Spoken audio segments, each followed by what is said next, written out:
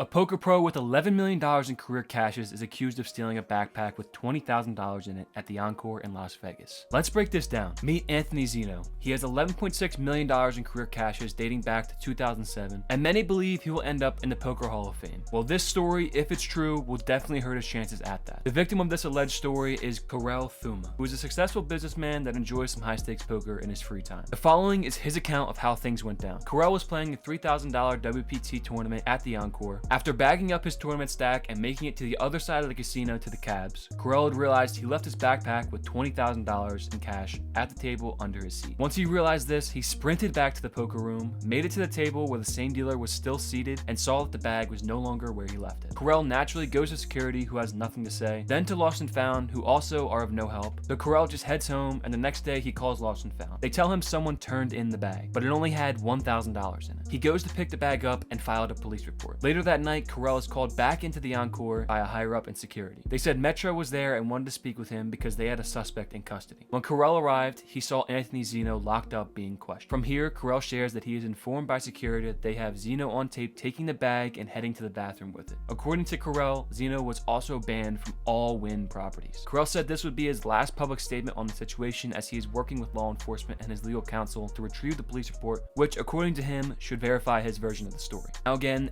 it's important to note that this is purely Corel's version of the story and everything is purely an allegation. Let's take a look at some of the other accounts floating in the poker world. Initially, Willie Wiggins posted this allegation to Facebook, which is brief but in line with what Corel claimed happened. Berkey and the Solve for Why crew discussed it briefly on their OnlyFriends podcast. Before speaking of the allegations by Willie Wiggins, Berkey spoke pretty warmly of Zinno, but did say the allegations are worth at least bringing up. A few days later, Todd Whittles of PokerFraudAlert.com made a post to 2plus2 giving his own breakdown of the allegations. He states that it's possible Zinno is broke and owes backers. While this can't be verified, there have also been unsubstantiated rumors that Zinno owes large sums to the community. Zinno and Corel had busted in 106th and 103rd place respectively in the 3K at Encore in December. Zinno's next result is a month later at the Borgata in Atlantic City, New Jersey, where Zinno won $203,000. Todd ends the post with this: "At this point, my guess would be that Zinno really did steal it, but we can't be 100% sure, at least not yet." At this point, Corel puts out his side of the story and Berkey reports it on the Solve for Why, reiterating that he personally has only had positive interactions with Zinno. Meanwhile, Zinno has been totally silent on the matter. Remember, for now, all of these are purely allegations,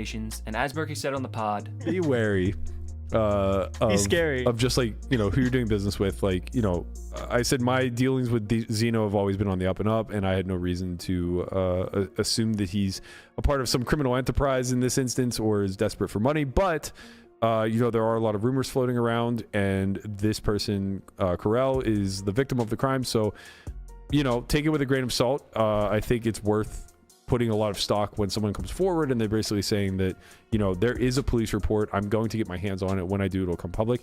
That's a lot of